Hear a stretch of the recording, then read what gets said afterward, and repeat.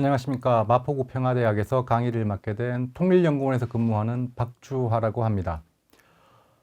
오늘 제가 여러분과 함께 나누고 싶은 이야기는 우리 국민들이 통일에 대해서, 평화에 대해서 어떻게 생각하고 있는지, 그 현주소와 또 MZ세대가 통일을 바라보는 인식에 대해서 조금 살펴볼까 합니다. 그리고 그걸 바탕으로 앞으로 우리가 어떻게 통일에 대해서 생각하고 바라봐야 될지에 대해서 간단하게 말씀을 드리고자 합니다. 만일 여러분이 다음과 같은 질문을 받게 되면 찬성하실 것 같습니까? 반대하실 것 같습니까? 당장 내일 남북 통일에 대해서 국민투표가 있습니다. 여러분들은 찬성의 의견이십니까? 반대의 의견이십니까? 실제로 이런 국민투표를 통해서 통일이 결정된 사례가 있습니다. 첫 번째 사례는 독일, 서독과 독일의 통일 사례입니다. 잘 아시겠지만 1989년 11월 9일 베를린 장벽이 무너지는 역사적 사건이 발생했습니다. 이후 1990년 3월 18일 동독에서는 사상 최초로 자유총선거가 실시되었습니다. 두 개의 정당이 특히 경쟁했습니다. 첫 번째 정당은 동독과 서독의 통일은 점진적으로, 단계적으로 이루어져야 된다라고 주장한 사회민주당이었습니다. 두 번째 정당은 점진적, 단계적인 통일보다는 조속히, 빨리 통일을 해야 된다라고 주장한 독일연합정당이었습니다. 초기에는 사회민주당이 우세하였지만 조속한 경제 통합을 주장한 독일연합이 결국 선거에서 압승하게 됩니다. 그 결과 독일연합은 동독 지역의 5개 주, 역사적으로 이루어졌던 5개 주를 부활해서 각 주가 서독에 편입되는 소위 말하는 흡수 통일을 결정하게 됩니다. 이후의 통일 과정은 생각했던 것보다 훨씬 빨리 이루어졌습니다. 동독 주민의 결정은 1990년 8월 31일 통일 조약을 서명하게 하고 이후 미국, 영국, 프랑스, 러시아, 소위 말하는 2차 대전 승전국의 승인을 거쳐 결국 1990년 10월 3일 통일이 이루어지게 됩니다. 또 하나 살펴볼 사례는 키프로스입니다. 키프로스는 많이 알려져 있지는 않지만 지중해에 위치한 조그만 섬나라입니다. 관광지, 휴양지로도 유명한 국가입니다. 이 키프로스는 분단 국가입니다. 북부 지역은 주로 터키계 주민들이 살고 있습니다. 그리고 남쪽 지역은 주로 그리스계 주민들이 거주하고 있습니다. 종교도 다르고 통화도 다르고 언어도 조금씩 다릅니다. 북부 지역, 즉 북키프로스 공화국은 터키만 국가로 인정하고 있고 전 세계 어느 국가도 북키프로스 터키 공화국을 국가로 인정하지 않습니다. 반면 터키를 제외한 모든 국가들이 남쪽 지역, 즉 키프로스 공화국을 국가로 인정하고 있습니다. 이렇게 분단되어 있는데 한국과 마찬가지로 북부 지역이 남쪽 지역보다 경제적으로 부족한 상황입니다. 국력, 경제력, 군사력 따져보면 남쪽 지역이 북쪽 지역보다 약 4배에서 5배 정도 우세한 것으로 나타나고 있습니다. 역사적으로 60년 키프로스는 영국으로부터 독립을 했습니다.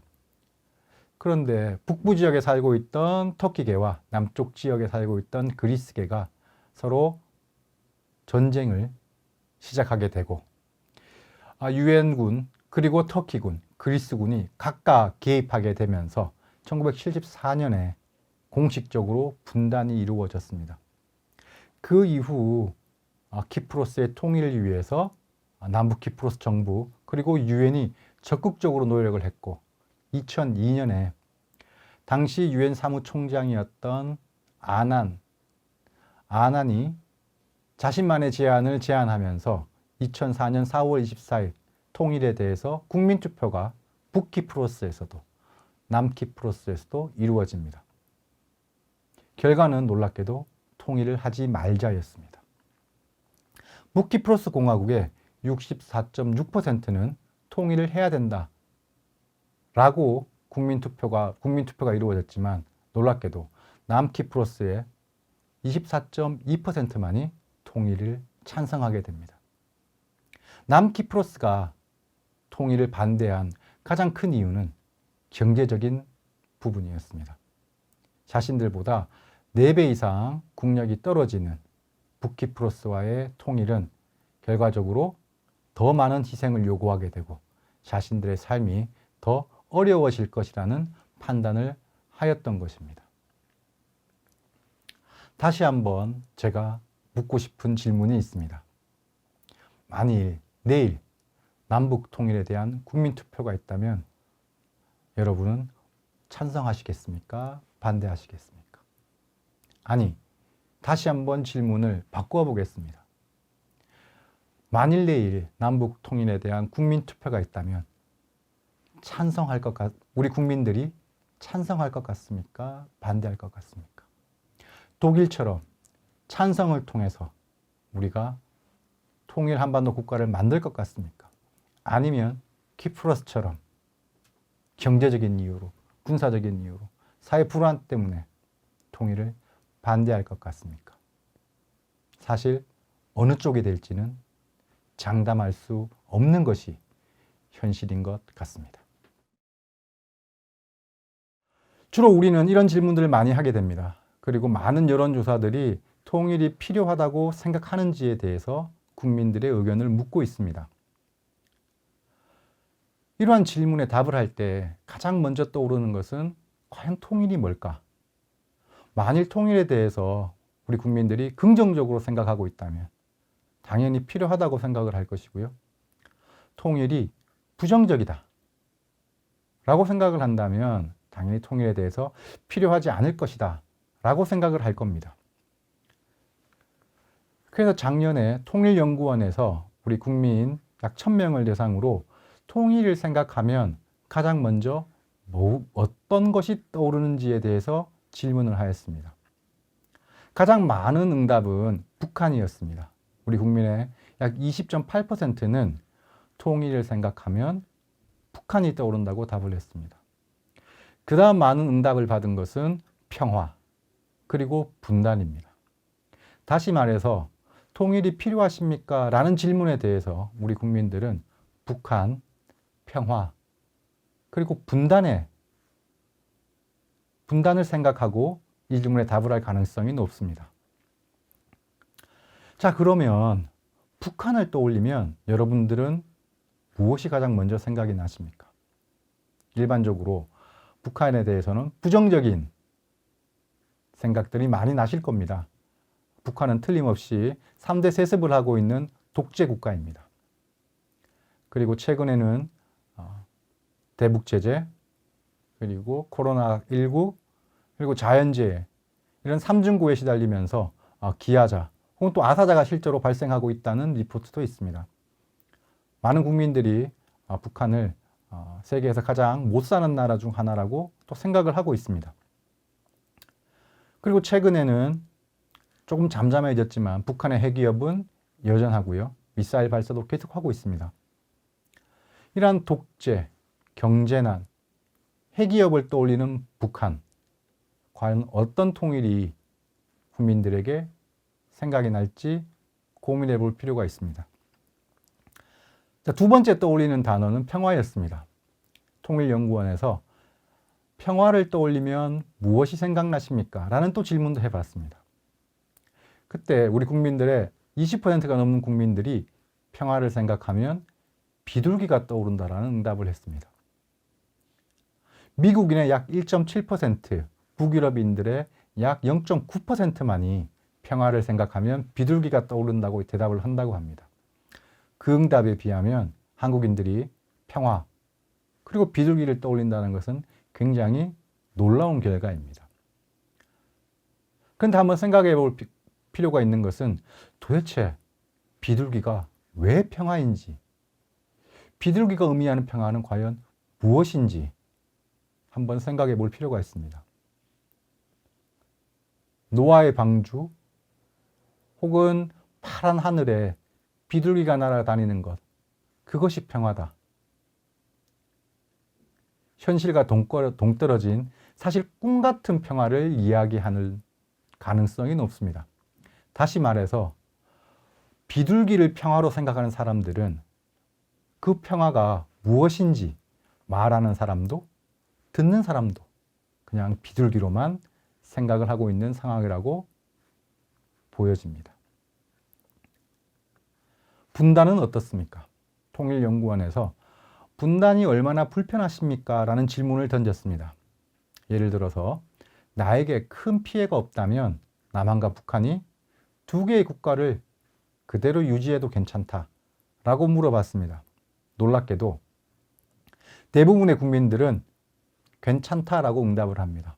더 놀라운 점은 20대, 30대, 40대, 50대, 60대 소위 말하는 세대 차이 없이 뭐 두 개의 국가도 괜찮아 라는 응답을 하고 있다는 겁니다. 비슷한 질문입니다. 전쟁의 위험이 없다면 굳이 우리가 단일 국가를 만들 필요가 없다. 응답 패턴은 비슷합니다. 세대 차이가 없습니다. 찬성의 응답이 반대의 응답보다 약 2배, 많으면 3배까지 우리 국민들은 전쟁의 위험이 없으면 굳이 단일 국가가 만들 필요가 없다라고 응답을 하고 있습니다. 자, 그러면 국민들이, 소위 말하는 한국 국민들, 그리고 북한 주민들이 서로 분단돼서 잘 살아갈 수 있을까? 라고 물어봤더니 이 역시도 모든 세대에서 그렇다라는 응답이 그렇지 않다라는 응답보다 훨씬 더 우세했습니다. 제가 처음 통일이 필요하십니까? 라는 질문을 받게 되면 통일에 대해서 떠올린다라고 말씀을 드렸고 그것이 북한이고 평화이고 분단이라고 말씀을 드렸습니다. 요약을 해보면 압도적 국력차를 보이고 있는 북한, 그리고 대부분 부정적인 이미지를 가지고 있는 북한, 그런 북한이 떠오르는 통일,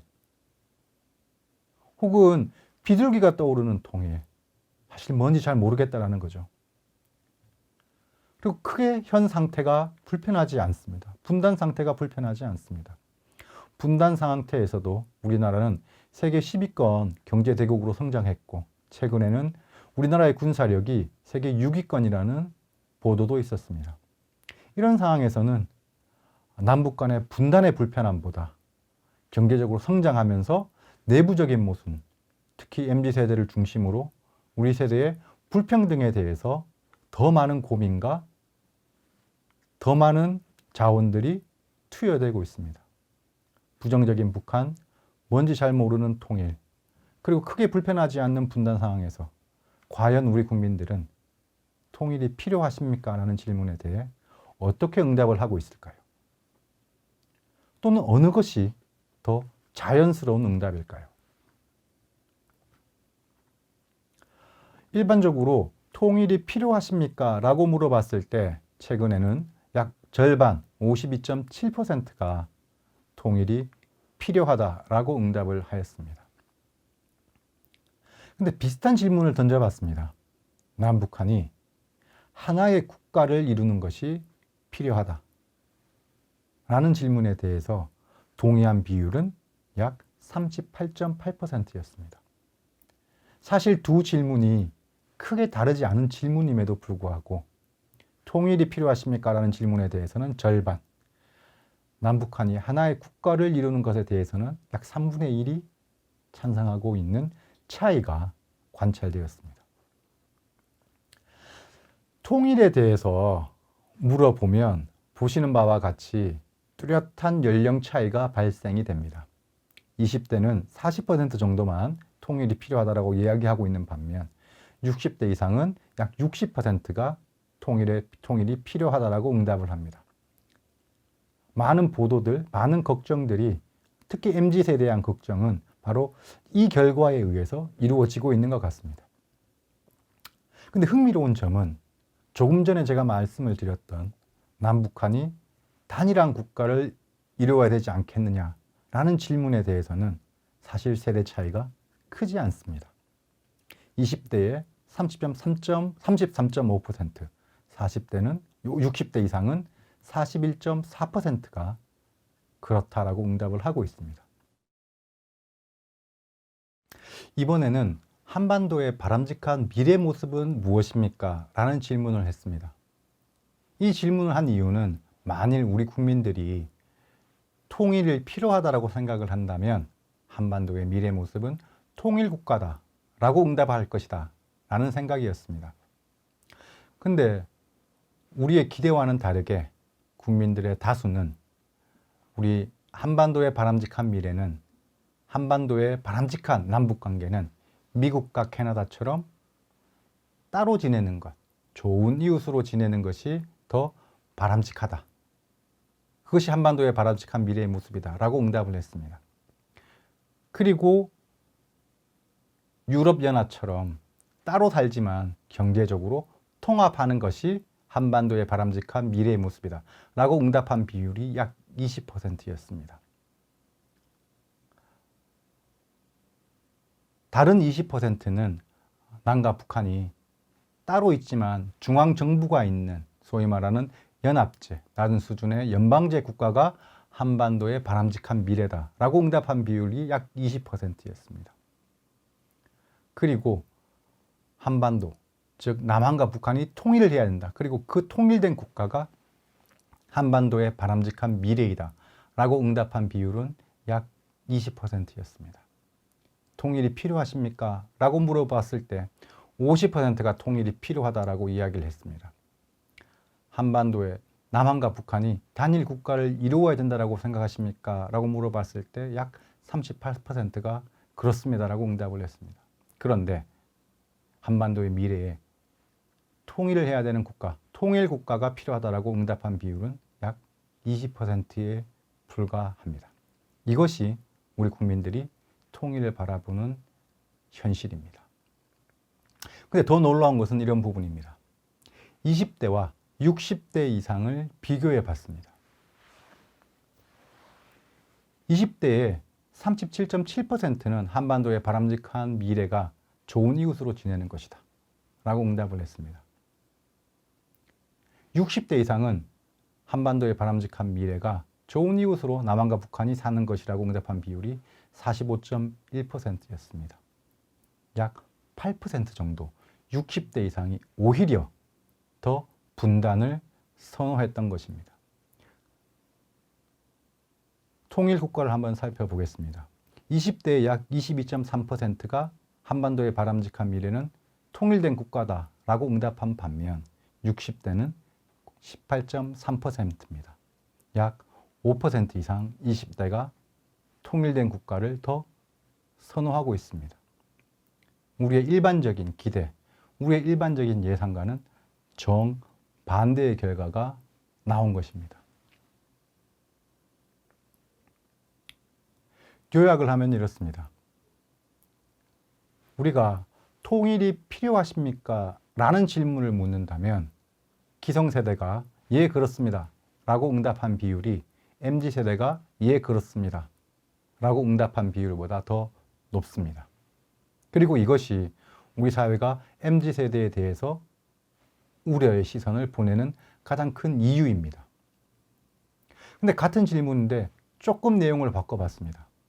남북한이 단일 국가를 이루어야 된다고 생각하십니까? 라고 물었더니 MZ세대와 기성세대가 큰 차이가 없었습니다. 마지막으로 한반도의 바람직한 미래상은 무엇입니까? 라고 물어봤더니 어떤 측면에서는 MZ세대가 기성세대보다 더 통일된 국가를 선호하는 그런 현상도 관찰되었습니다. 왜 그럴까요? 사실상 같은 질문인데 왜 이렇게 서로 다른 결과가 나왔을까요? 또는 어느 것이 더 정확한 우리 국민들의 인식일까요? 그것을 살펴보기 위해서 질문을 하나 더 해봤습니다. 선생님께서 혹은 선생님의 주변의 사람들이 통일이 필요하다고 생각할까요? 그러니까 주변 사람들의 통일 인식에 대한 인식, 조금 어렵지만 남들이 통일을 어떻게 생각할까? 대한 인식을 물어봤습니다. 그것을 물어본 이유는 주변에 있는 사람들이 주변에 통일을 필요하다고 생각하는 사람들이 많다고 느낀다는 것은 통일이 우리 사회의 하나의 규범으로서 혹은 의무로서 작동하고 있음을 나타내기 때문입니다. 또 다른 질문도 해봤습니다. 선생님께서는 통일이 얼마나 우리나라에 혹은 선생님에게 이익이 된다라고 생각하십니까? 라는 질문을 해봤습니다. 마지막으로 선생님께서는 통일이 얼마나 우리 민족 문화 발전에, 민족 문화 보존에 도움이 된다라고 생각하십니까? 이 세 가지 질문을 했습니다. 그리고 이 세 가지 질문이 통일이 필요하십니까? 라는 질문과 얼마나 관련이 있는지를 살펴봤습니다. 그 결과 놀랍게도 통일이 이익이 된다라고 생각하는 사람일수록 통일이 필요하다고 응답할 것입니다. 그렇기 때문에 우리 정부도 그렇고요. 많은 통일 전문가들이 통일은 이익입니다. 평화는 이익입니다. 라는 이야기를 하고 있는 것입니다. 별로 놀랍지 않은 결과입니다. 근데 놀라운 결과는 주변 사람들이 통일에 찬성한다고 생각할수록 자기도 통일이 필요하다고 이야기를 한다는 것입니다. 당연히 민족 정체성도 그 관계는 약하지만 여전히 통일의 필요성을 예측해주는 변수입니다. 조금 더 구체적으로 살펴봤습니다. 다시 말해서 표면적으로 볼 때는 연령이 높아질수록 통일의 필요성을 느끼는 정도가 강해집니다. 20대에 비해서 60대가, 20대에 비해서 50대가, 50대에 비해서 60대가 더 통일이 필요하다고 생각을 합니다. 그것이 표면적인 결과입니다. 하지만 제가 조금 전에 말씀드렸던 규범적 압력, 그 부분을 살짝 넣어봤습니다. 그래서 통일 필요성에서 규범적 압력이 작동하는 것들을 살짝 빼봤습니다. 그걸 빼고 나서 연령의 효과를 살펴봤습니다. 그랬더니 연령에 따른 통일 필요성은 차이가 없었다는 겁니다. 이 얘기는 뭐냐 하면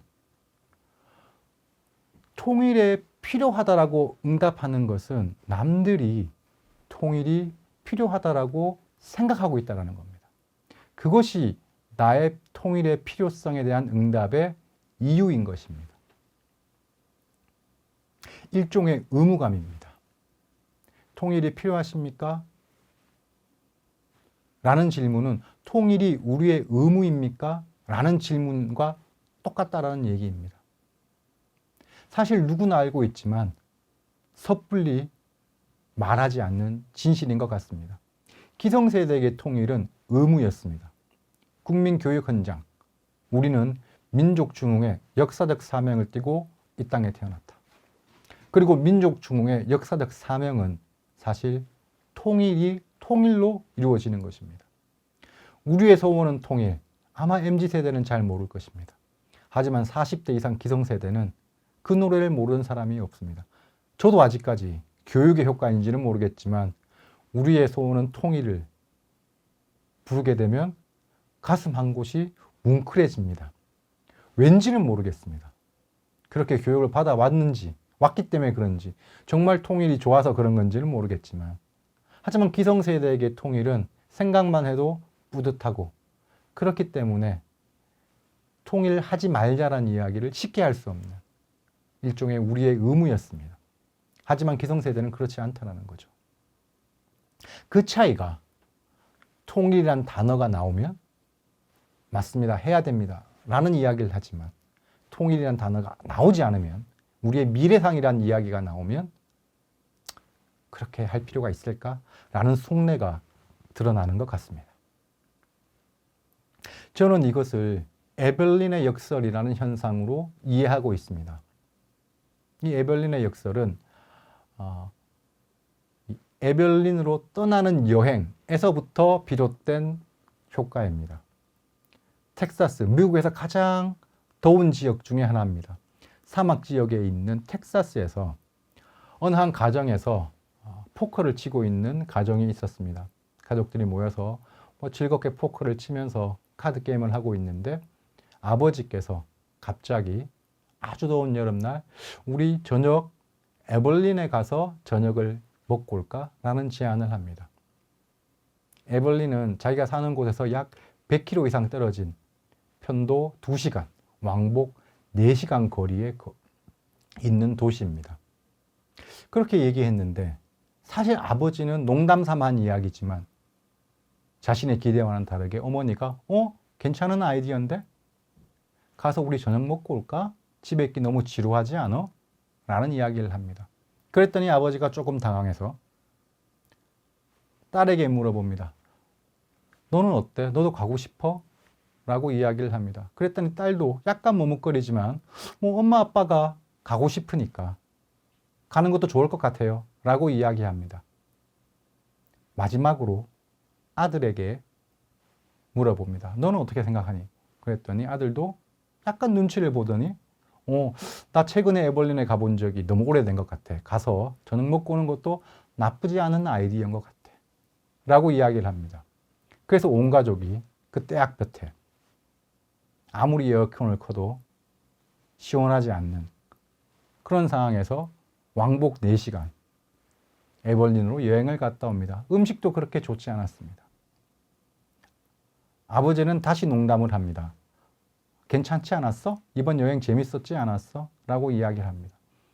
그때는 갑자기 어머니가 이야기를 합니다. 당신 때문에 집에서 편하게 있었으면 시원한 에어컨 밑에서 있었을 텐데 당신 때문에 시간만 낭비했다 라고 이야기를 합니다.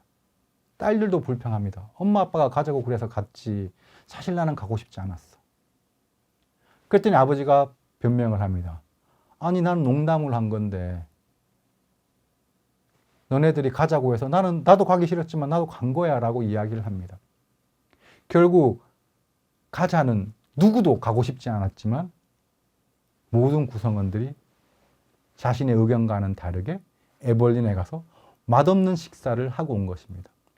그 뒷면에는 소위 말하는 공동체 정신이 있었던 겁니다. 왕따가 되지 않으려고 하는 거죠. 남들이 그렇게 생각하니까, 아빠가 그렇게 생각하니까, 엄마가 그렇게 생각하니까, 딸들이 그렇게 생각하니까 에벌린에 가서 가긴 싫었지만 가서 먹고 온 겁니다. 정확하게 우리 상황과 일치하지는 않지만 통일에 대한 인식도 어느 정도 그런 측면이 있는 것 같습니다. 통일에 대한 의무감. 통일이 나면 북한이 떠오르고 통일이 떠오르면 그게 잘 모르겠고 분단 상황이 그렇게 불편하지 않지만 그래서 통일을 딱히 해야 되는지 그렇게 해야 될까라는 생각은 있지만 다른 사람들이 통일에 대해서 동의하는 것 같고 다른 사람들이 통일을 의무로 생각하고 있는 것 같아서 혹시 우리는 통일이 필요하다라고 이야기하는 것은 아닌지 한번 돌이켜 볼 필요가 있습니다. 이것이 왜 중요하냐 하면 통일이 필요하다, 필요하지 않다라는 것에 대해서 긍정 또는 부정하는 것이 아니라 우리가 통일 이야기를 하기 위해서는 그 현실을 정확하게 출발하는 것, 정확한 현실을 파악하는 것이 중요하기 때문입니다. 그 정확한 통일 인식을 알아보기 위해서는 의무감이 아니라 자신의 의견을 솔직하게 제시하는 것이 중요합니다. 엄마가 얘기했어도, 아빠가 가자고 했어도, 동생이 가고 싶어 해도 나는 가기 싫은데? 라고 이야기했다면 에벌린에 4시간 걸려서 갔다 올 필요가 없었던 거죠. 솔직하게 통일에 대해서 나는 통일에 대해서 글쎄 해도 되고 안 해도 되는 것 같은데 난 통일 꼭 하고 싶어. 또는 통일 왜 해야 돼? 이런 의견들이 모일 때 정말 우리 사회가 원하는 통일을 할 수 있지 않을까라는 생각이 듭니다. 그런 측면에서 MZ세대를 바라봐야 됩니다. MZ세대는 솔직한 자기 표현, 요즘 개취 존중이라는 표현도 있지만 개인 취향 존중이죠. 실취 존중인가? 그런 표현도 있습니다. 나의 싫음도 인정해 달라는 겁니다.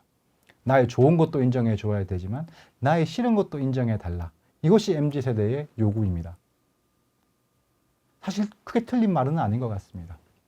내가 좋고 싫고 그것을 분명하게 표현하고 그것을 존중하고 존중받는 세대, 그것이 MZ세대입니다.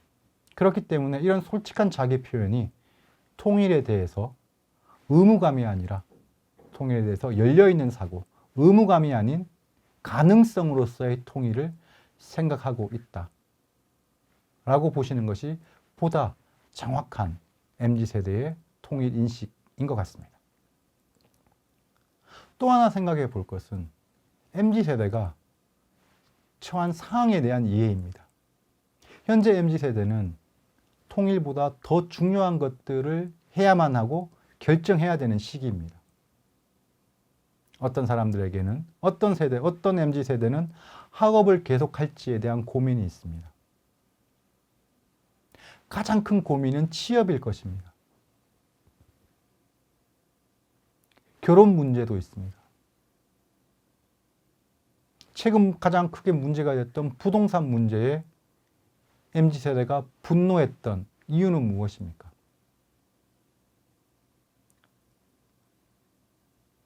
기성세대는 모두 집을 가지고 있는데 왜 우리에게는 임대주택을 주느냐? 앞으로 우리는 그러면 집을 못 사는 세대가 되는 거 아니냐? 그런 고민들이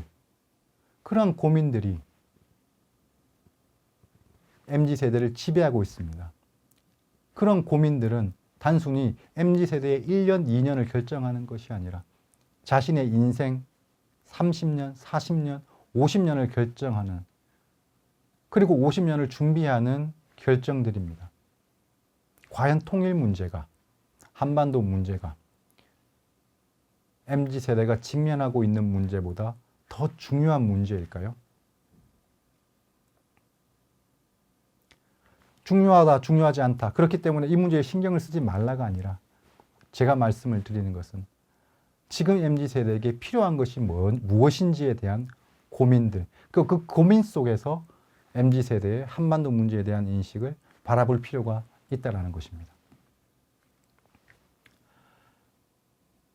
자, 그러면 어떤 일들을 해야 될까요? 어떻게 우리는 이 인식들을, 통일 문제를 바라봐야 될까요? 첫 번째는 좀 고민, 의무감이 아닌 토론하고 생각하고 성찰하는 그러한 방식으로 통일 문제를 접근해야 될 것 같습니다. 가장 먼저 해야 될 일은 필요하다, 필요하지 않다. 이런 이분법적인 시각에서 벗어나는 것이 중요할 것 같습니다. 의무감에서 필요하다. 이런 이야기들은 더 이상 MZ세대에게, 그리고 MZ세대 밑에 있는 10대, 20대에게 통용되지 않습니다. 그들에게 의무감을 강요해서는 안 되고 강요할 수도 없는 것 같습니다. 그들에게 오히려, 그리고 기성세대도 의무감에서 통일을 이야기하는 것이 아니라 과연 통일이 나의 삶에, 우리 국가의 미래에, 우리 민족의 미래에 어떠한 영향을 미칠 것인가에 대한 열린 토론이 필요하고, 특히 통일이 필요 없다라는 질문에 대해서 통일을 꼭 해야만 하는가라는 의견에 대해서 그것들을 수용하고 그 입장을 존중을 해야 됩니다.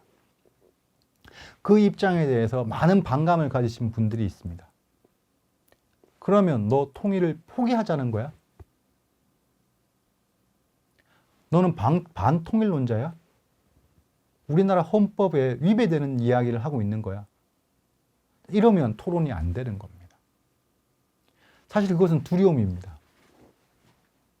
그런 질문 때문에 내가 할 말이 없기 때문에 어쩌면 오히려 그런 왜라는 질문을 통해서 변증법적으로 더 통일에 대한 지향성, 통일에 대한 믿음이 강해지는 것.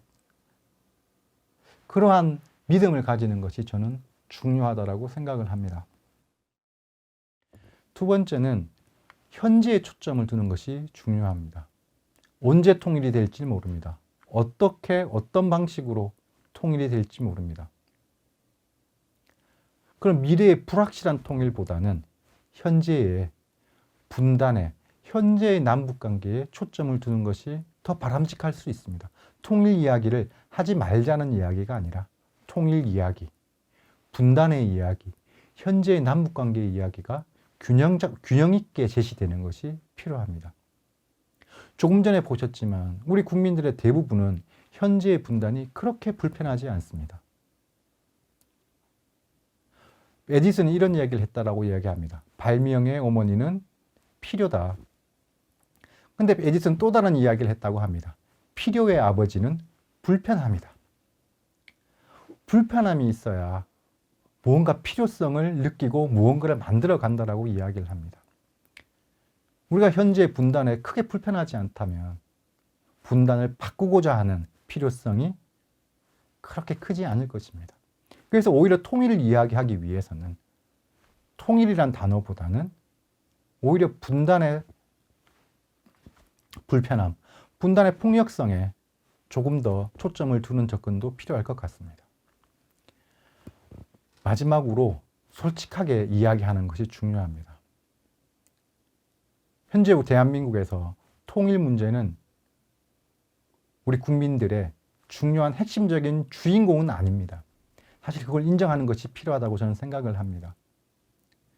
통일이 중요하지 않다가 아니라 통일보다 더 중요하게 생각하고 있는 것이 많다라는 것이 현재 우리 국민들이 한반도 문제를 바라보는 실제 현실입니다. 그렇다면 통일이 주인공이 아니어도 좋다. 통일이 조연이 될 수 있음을, 그리고 조연으로서 훌륭하게 역할을 수행할 수 있는 방향을 한번 생각해 보는 것이 좋을 것 같습니다.